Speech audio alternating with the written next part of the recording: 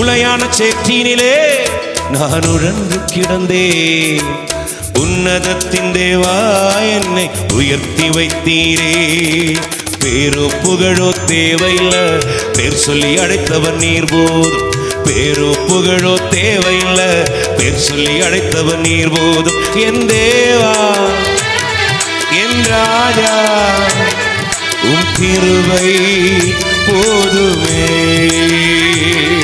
என் தேவா என் ராஜா உம் கிருபை போதுமே.